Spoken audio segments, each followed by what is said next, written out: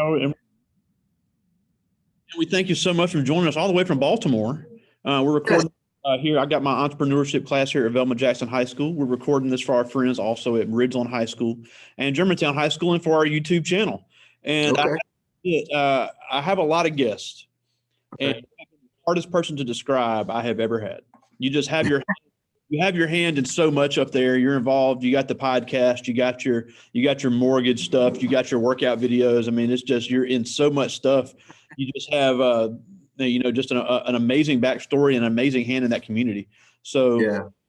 So like we talked previously, we have 9th, 10th, 11th, and 12th graders here. Entrepreneurship class. Some of these want to be interested in nonprofits. So some of the stuff you're involved in. Some of them are interested in community outreach. Some of them are interested in just coming up with a boutique or the hair industry. So we have a wide. We all, and like you, some of them want to be employees and entrepreneurs. So you can do a little bit of both. So, like I know we talked before, and you have an unbelievable backstory, and we'd love to hear your background up there in Baltimore, how you got to where you are, and we got some great questions for you. And I would love a way to be able to describe you personally. Okay. Hey, man, listen, I don't know if I can come up with a way to describe me. I guess you can just, I'm just a guy who just kind of feels the fear and does it anyway, no matter what it is. Yeah. And that normally brings my success. So that's me. Cool. You know what I mean?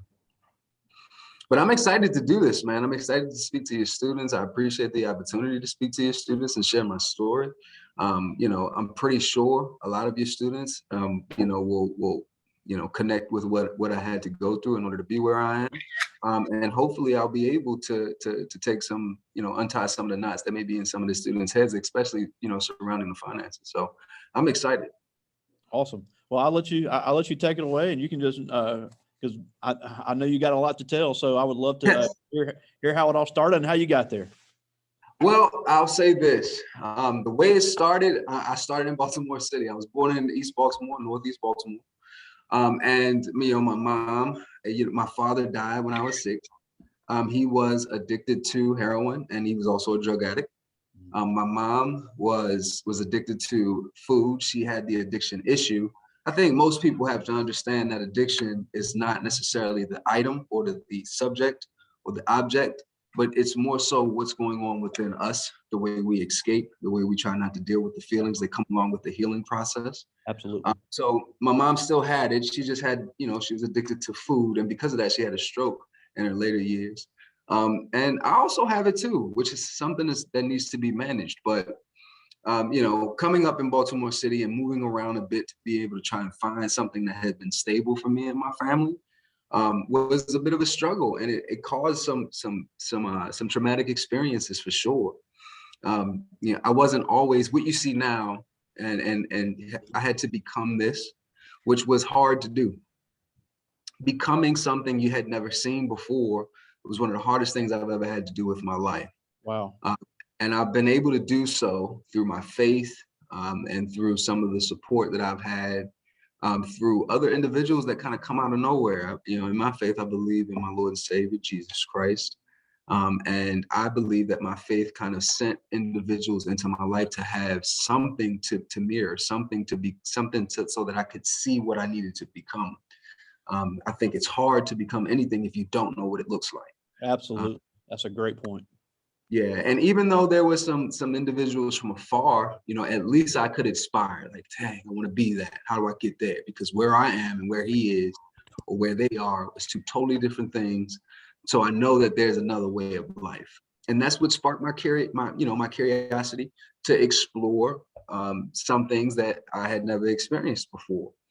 Another way of life that I had never experienced. And I still had to unlearn some of the traumatic experiences and tendencies and habits, and also manage my indeficiencies like addiction. I'm still managing those things to this day.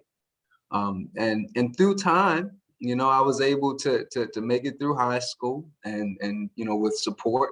I did 7 years in college just because I didn't have structure and I didn't have discipline. I didn't have that father figure. So I was there for a long time. And as you can imagine, I've accrued a lot of debt because of it, but I didn't quit.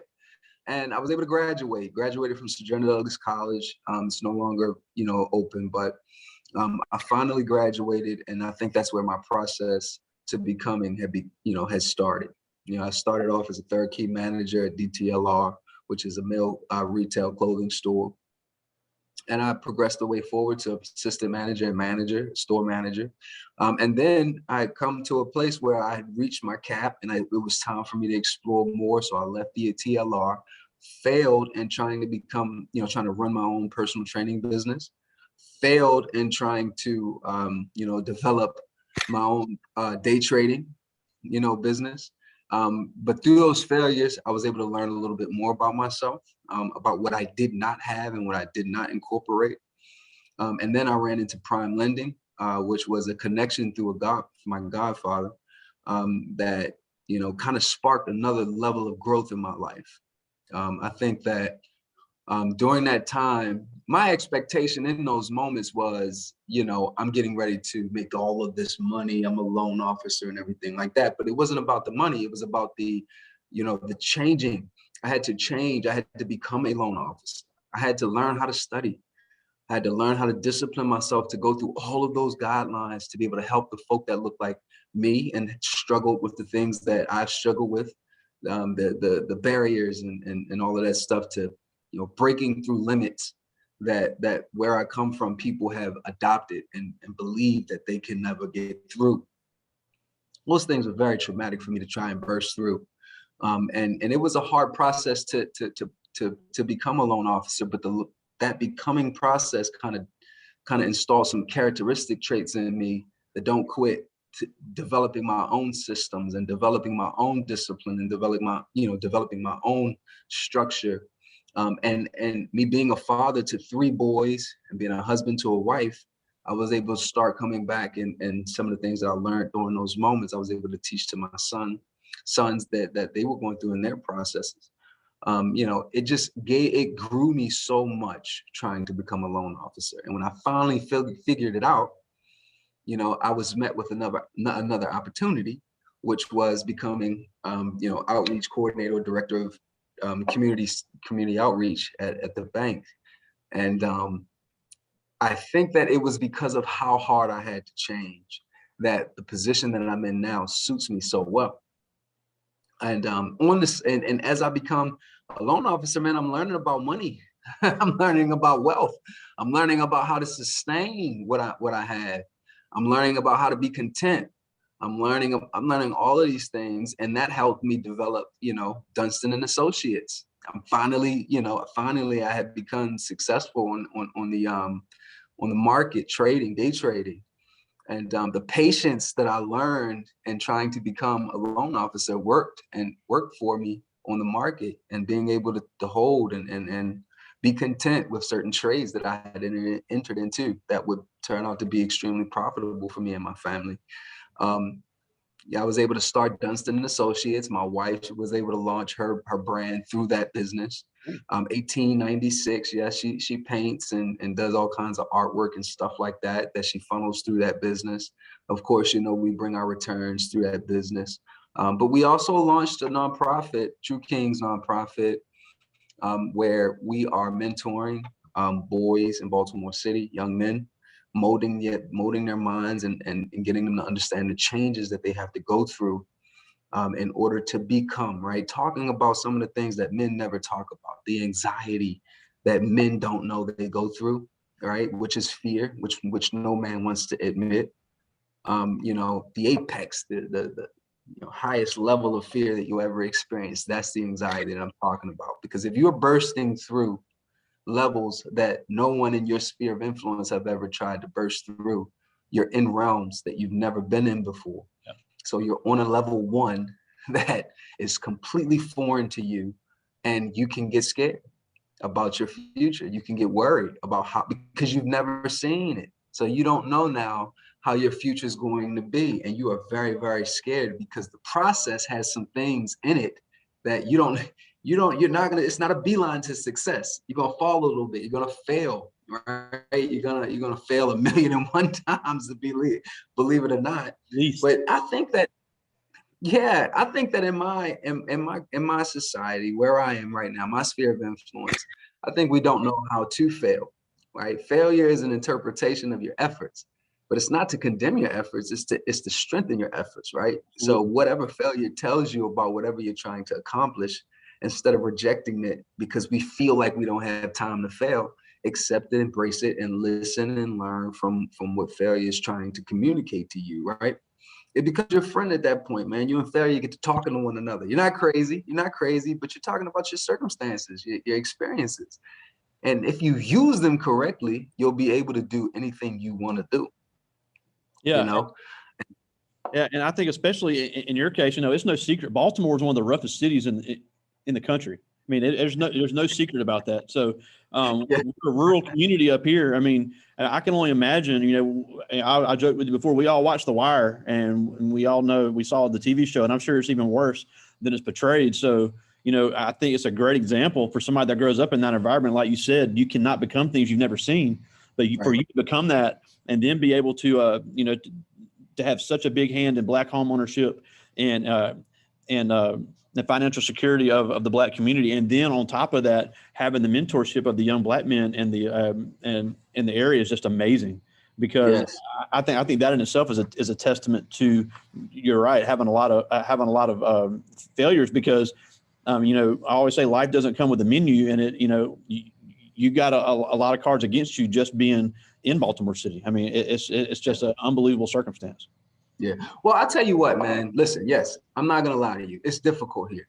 It's tough here, but when you're from here, you learn how to survive, which is a problem, right? We all have the strength to survive, right? Because that's the greatness that's already in us that we don't know we have. So when we end up surviving certain circumstances, we're not realizing that survival is not really what we're going for. We need to start thriving, right? We need to start thriving, and survival has us reacting to certain opportunities in a certain way. So when we get into those opportunities and we get to failing, I think that we start to survive when we fail, as opposed to listening to failure, embracing failure, and understanding how to progress forward. You know what I mean? Yes. Now, let me ask you this: when it comes to the business that you and your wife have, Yeah. obviously you're very passionate about it. So Yes. we've had a lot of guests on here, and one common denominator we see in every single entrepreneur, whether they're part-time, full-time, selling a service or selling a product, if you're passionate about what you do and you get the experience in it instead of just jumping into it thinking you know everything, because obviously you've learned the financial industry you worked in customer service, you worked in the bank, you've dealt with the finance and the customer service side of it. You use that experience, you learn the industry, then you parlay that into a passion. I think that passion can equal profit if it's done correctly. And listen, yes, you're right. And I'll add to that, because most people don't understand that your passion is, you're not going to always be passionate about your passion, because the process is going to beat you up, man. Absolutely. You know what I mean? So what happens is you figure out your why, right? Because why power to me is stronger than your willpower. You're Absolutely. willing to do anything that you get inspired about, but once you meet some obstacles in the road, are you inspired enough to climb over those obstacles? Sometimes those obstacles are mountains that are about a mile high, that are going to take you a lot of effort to get through or get over. But if you know why you have to, then that completely overlooks the will. Like, I'm willing to do it, but I don't feel like it. But if you know, like, I have to do this because of, that changes the dynamic of your efforts. You don't quit because of why you have to keep going forward. Oh, absolutely, and I think I think that applies to everyone. But I Yeah. also want to hear a little bit about you. You're very vocal online and all over the place about really changing the demographic of the homeownership population in the Baltimore area. So Yes. obviously that's a need that needs to be met, and entrepreneurship at its base is solving a problem that needs to be solved. You don't have to reinvent the wheel, but you can find a better way to do it.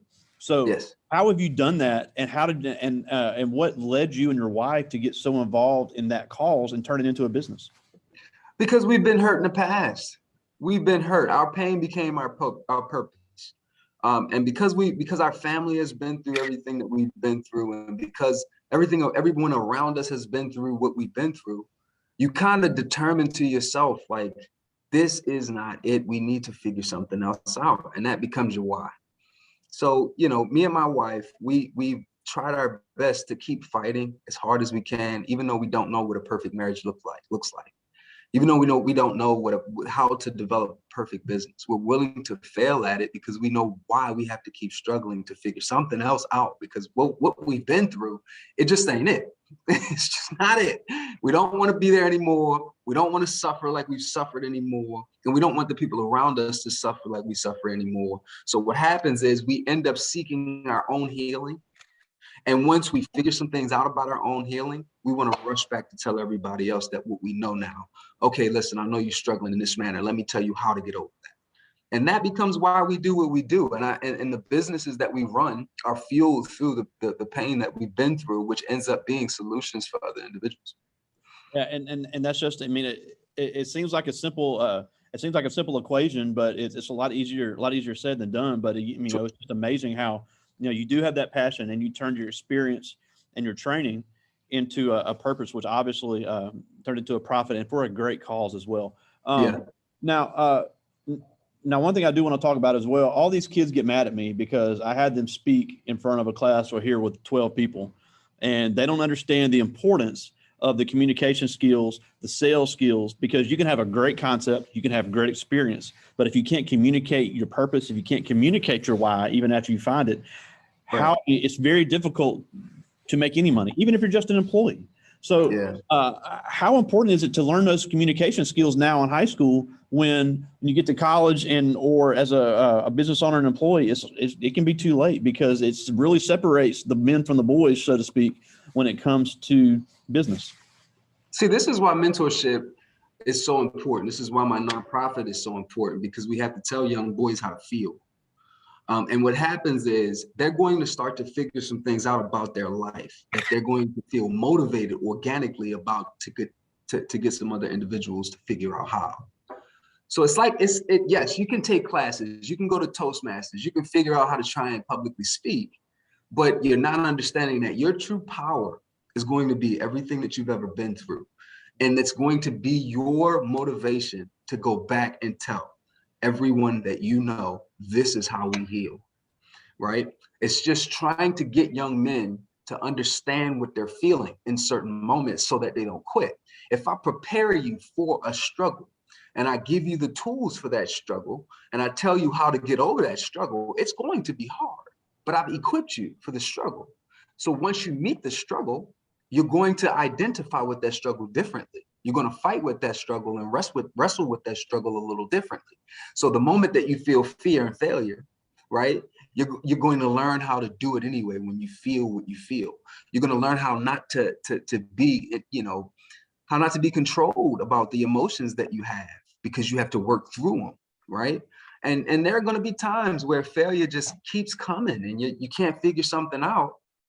But at the same time, you're saying to yourself, hey, man, listen, I'm hurting.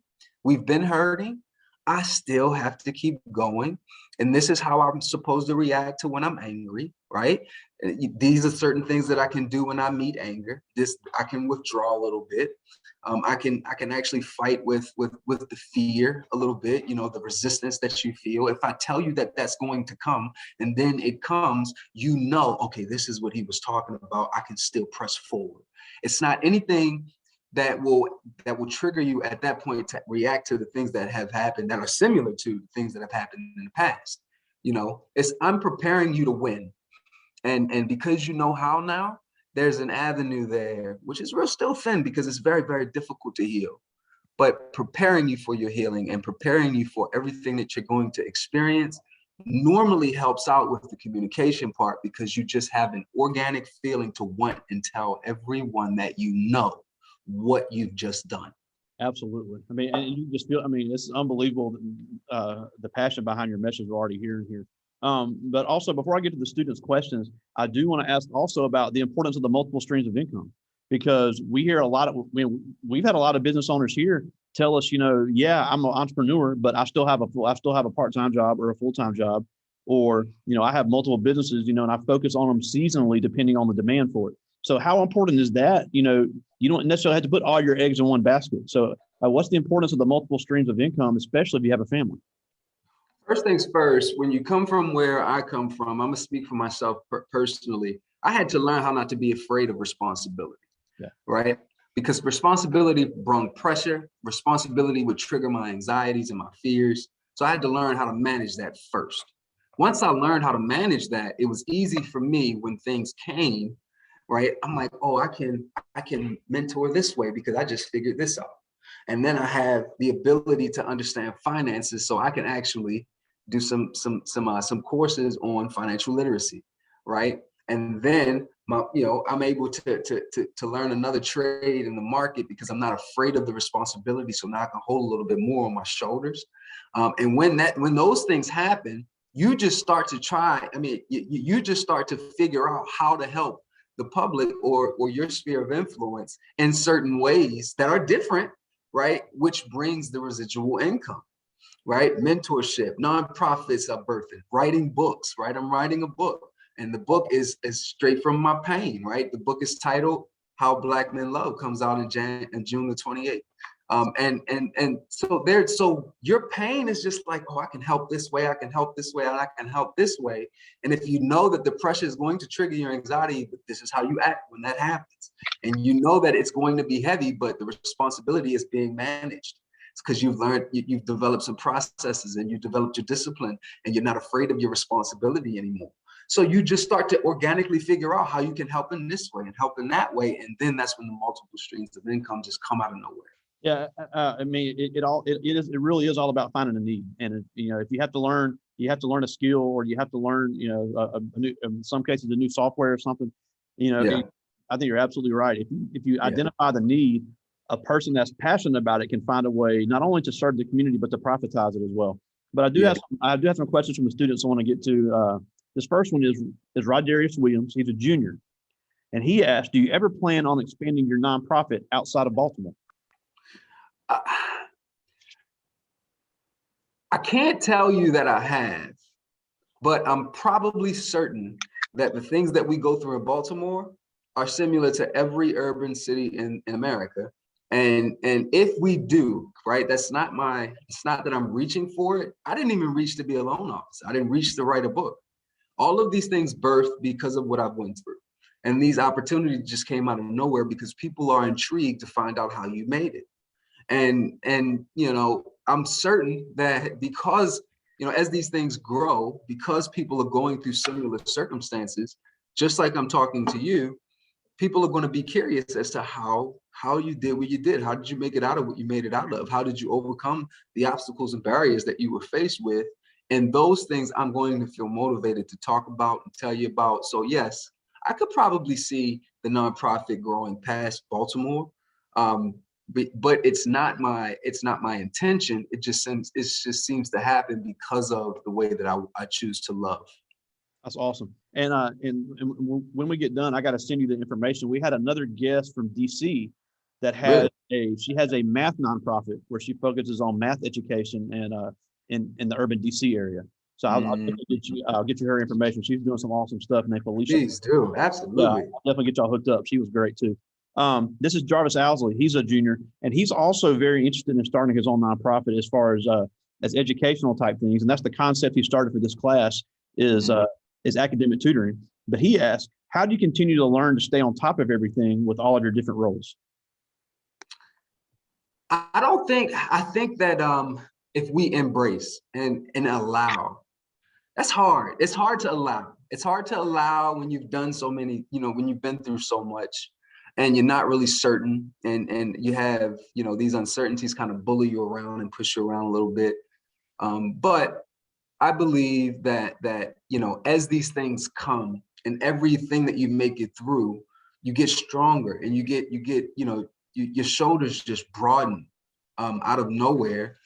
And because of those things happening to you, because of your struggles, because of the denying of what you're trying to do, bursting through the resistance that you're trying, these things you're trying to accomplish, I think these things just absolutely happen organically. You organically, if you do not quit, right? I don't care if you are crawling to the end of the street, right? You will eventually make it if you don't quit. And as you don't quit, as you keep pushing, as you learn your strengths, you learn your resiliency, you learn that you just got it in you. And once you figure out that you got it in you, there is nothing that can stop you at that point. That's a great point, because you hear other people say, well, I have a spreadsheet, I have a calendar, everything, but relying on your passion can be a very positive tool, because the power of the person is the most powerful weapon we have sometimes. Yeah, this is sure. Smith. She's interested in starting a sports academy type business, and she's a junior, and she asked, what is the best part about being an entrepreneur? The best part about being an entrepreneur is you're solving someone's problems. You get a chance to be the answer to someone, right? And once you see how you bless their lives, that is some of the best joy that you'll ever be able to experience. And that becomes your fuel, man. That becomes why you do it. Even if you struggled so hard to just help one family, when you get to the goal and then you accomplish the goal, you get the family past the goal, they are going to love you for it. They're just going to the love is going to be so genuine. And it's going to I didn't have a father, man. My father died when I was 6. So when I'm able to bless a family's life and then they love me for it, I start to receive the love that I never got. And that becomes my motivation. That's awesome. This is Rashawn Smith. He's in 9th grade. And he asked, is it hard to stay on top of things and prioritizing when you have more than one job? Yes, absolutely. I fail all the time. I double book all the time. I mean, you know it. I started to text you just last night. It's like, oh, okay, I'm going to make sure I'm good. Yes. Yeah, you're not going to have it all figured out, man. And that's the biggest thing. You have this image in your head that it's just going to be perfect, and it's not. You are going to mess up so much that you're going to mess up. But it's that makes you relatable. Right? When I overbook and I apologize, I'm accountable, and I let someone know, hey, man, I'm so sorry. I didn't mean to boom, boom, boom. But you're human, and you are identifying with a human who is simply being human beings. You're just human, and certain things are going to happen. You're imperfect. You're going to mess up, and we are learning how to manage and hold all of these responsibilities. Some things are going to fall every now and then, and you're going to have the accountability to say, man, that was me. I'm sorry, and listen to or take whatever you have to take because of it. But you still get stronger at the end of the day. You get past the failures, you get past the hiccups, you get past all of that stuff, and you learn who you are. But no, you're not. It's not going to be perfect. It's going to be ugly sometimes. So you are going to make some people angry. So be ready for it, right? You're going to make some folks angry. Everybody's not going to be happy about it, but the overall goal is something that you still get to. Yeah. And that answer is a perfect segue to this next question, because this is Christina Robinson, and she wants to own multiple businesses. She wants to do female clothing, and wants to have a restaurant. So obviously 2 different markets, but she's asking, obviously you talked about the disadvantages. What are the advantages of having the multiple businesses? The advantages of having multiple businesses is, of course, don't chase the money, but the money just comes. Once you start to solve people's problems, you receive the love, right? And she's talking about opening up a restaurant. Well, there's no more love in feeding people. Especially in Mississippi. And people are going to love you if they get some good food, right? And those things become joy, man. And listen, it's hard to be happy when you're going through difficult moments. But you cannot happy is connected to whatever's happening in the moment. Yes, but absolutely. Joy is something that you can't take from me. So once you start to feed people and get into people's guts, you're going to receive an amount of joy and you could probably, even when someone comes to you and goes, man, that food was so good, you could probably be going through some of the worst circumstances in your life, but you will receive that compliment because it's something that you did for them. Your circumstances can't steal that joy from you. Absolutely. Now, this is the last one from the students. This is Harmony Williams. She's a sophomore, and these kids think it's really cool you have a podcast. So she's asking about your podcast and asked, do you use that for any promotion for your business? No. So, I mean, of course, it comes out organically, but the podcast is simply for my healing. That's where I get a chance to talk to certain individuals who can help me get through what I'm getting through, or maybe some individuals who's dealing with what I'm dealing with. I started that podcast. It started as, IGTV, Instagram TV. And we would do little segments and talking about our pain and our anger and men feeling something that people don't want to talk about. I feel people hide that portion, hide the pain. I need to learn. I need to know about your worst moments. I don't want to see your highlight reels. I want to learn about what you did when you failed, right? So for me personally, when people tried to keep those things from me, I would talk about it on my podcast because I knew people needed to hear it. And the very first episode is about anger, and be honest with you, season 2 is going to be even stronger because I'm able to talk to more individuals about this particular subject, but also about more that Baltimore is dealing with and more about what people had to go through to become who they are. It's going to be pretty good. Season 2 has, some people who've established themselves and in their own perspective industries. And they figured out how to triumph there. So we got a realtor, ex-NBA player that's going to be on season 2. Market leader, my market leader, Gene Frazier, is going to be on season 2. Organizations, founders of organizations that have figured out how to help their sphere of influence is going to be on season 2. I'm so excited about that because people get on there and they don't hold back. They're vulnerable. They're telling you about their failures. They're telling you about some of the hardest moments, and those are the most important things that you need in order to be able to be successful. Well, and I'll definitely share your podcast with them and the people that see this later, and we'll also put it on the YouTube channel as well. But before we go, and again, we thank you so much for taking some time for us. Just an amazing, joy, man. An amazing message. But I'm the first person to admit, even from the outside looking in, that it's extremely hard to be Black in America.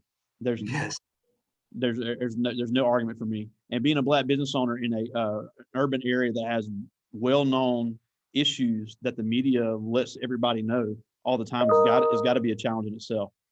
But what can you share with these same young Black kids that are with me now that they can do to become someone like you, to be just as successful despite the circumstances? Normally, you fail when you allow your emotions to choose for you. If you can learn how to manage your feelings, if I can get you to understand what you feel and how to get through what you feel, what to do with what you're starting to feel, then your feelings won't choose negative things for you. You'll be able to elevate over your feelings so that you can operate off of what you know as opposed to what you feel. And when that happens, you're able to stay focused, stay locked in and disciplined to accomplish your goals. I think that managing your emotions is the best thing I can tell you to be successful. And I think that would apply to anybody. Yes. Young, old, Black, white, purple. I just think that's one of the hardest things, even as an adult, that we all struggle with. But it's amazing when you have that under control, how much easier it is to think, how much easier it is to focus, and how much easier it is to make the right decisions, not only financially, but emotionally and mentally, and for everybody you're around. And be creative. Right? Yeah. You need the innovativeness. You need to be calm, cool, and content in order to be able to get some creative things out of your head. And that'll work if you're able to manage those emotions, for sure. Well, Ryan, we thank you so much for joining us. Just such an inspirational person. I'm glad we crossed, and I will definitely send you that information for Felicia Fort in Washington, D.C. and get you guys connected, because y'all are both doing some great work up there in the DMV. It's such an area for need, but I think you guys are all doing a great job meeting that need and really turning everything around for everybody up there. It's really inspiring. Thank you, sir. Thank you for having me. It's been a pleasure and a joy to speak to your students. Yeah, and looking forward to having you speak to our seniors in a couple of weeks about how they need to get ready to buy a house. Yes, I'm excited about that because it's not the traditional way. You're going to be excited about what you learn that day. I promise you. Exactly. And again, thank you so much. I hope this bad weather we have here doesn't get you up there. But I will talk to you soon, my friend. Thank you. All right, man. Thanks for having me. You guys be safe.